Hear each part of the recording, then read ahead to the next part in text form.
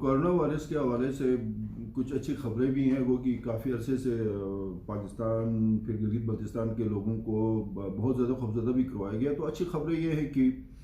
میری ذاتی رائے ہے، یہ میں سب سے پہلے یہ بتا دوں کہ احتیاط ضرور کریں، گھروں سے باہر نہ نکلیں۔ لاک ڈاؤن 5-6 دن اور چل سکتا ہے آگے، یا 10 دن مزید زندگی بچانے کے لیے کوئی 10 دن مزید گھروں میں رہنے سے کوئی فرق نہیں پڑے گا، لیکن زیادہ خوفزدہ ہونے کی بھی ضرورت نہیں، جس کی کچھ بنیادی وجوہات ہیں۔ پہلی بات تو یہ ہے کہ میں مثال دوں کہ اٹلی میں روزانہ جو اموات کی شرح ہے وہ تقریباً 800 سے 900 تک جا پہنچی ہے، اور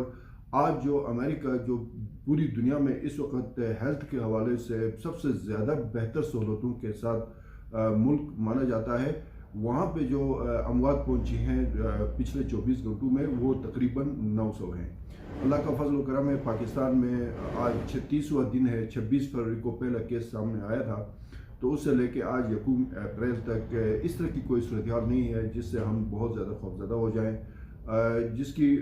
واضح مثال یہ ہے کہ پورے 36 دنوں میں پاکستان میں ابھی تک 2000 کے قریب کیسز سامنے آئے ہیں، اور 24 افراد اس کورونا وائرس سے جان کی بازی ہار چکے ہیں۔ تو پاکستان میں 22 کروڑ کی آبادی میں اگر اعداد و شمار کو دیکھا جائے تو روزانہ جو ہے وہ 90 100 200 کے قریب لوگ مختلف بیماریوں سے مر جاتے ہیں۔ اللہ تعالیٰ سب کو شفا دے، لیکن یہ ایک دنیا کا ایک سلسلہ ہے۔ تو مقصد یہ بتانے کا، اب گلگت بلتستان کی ہی مثال لے لیں، 14 لاکھ 15 لاکھ کے قریب آبادی ہے، اس میں سے اللہ نے بڑا ابھی تک کرم کیا ہے کہ جو زائرین آئے تھے یا جو جس طرح بھی ہوا تھا، یہاں پہ جتنے بھی کیسز آئے ہیں ان میں ابھی تک پورے 36 دنوں میں صرف 180 لوگوں کو 180 لوگ کورونا وائرس کا شکار ہو گئے ہیں، اور اس میں سے بھی زیادہ تر لوگ کورونا ٹیسٹ نیگیٹو آنے کے بعد اپنے گھروں کو چلے گئے ہیں۔ اس حوالے سے سکردو سے جو رپورٹ آئی ہے وہ بہت ہی حوصلہ افزا ہے کہ تقریباً 200 سے زائد لوگ پیر کے روز اپنے اپنے گھروں کو چلے گئے ہیں، اور اموات کی شرح اللہ تعالیٰ ڈاکٹر اسامہ ریاض اور ملک اشدر کو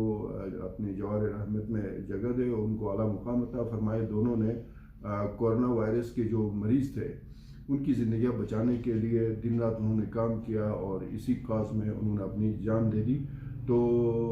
2 کیجولٹیز پورے جی بی میں 36 دنوں میں ہو گئی ہیں، اور 180-85 کیسز ہیں۔ اور حوصلہ افزا بات یہ ہے کہ جتنے بھی کورونا وائرس کے حوالے سے ٹیسٹ ابھی تک کیے گئے ہیں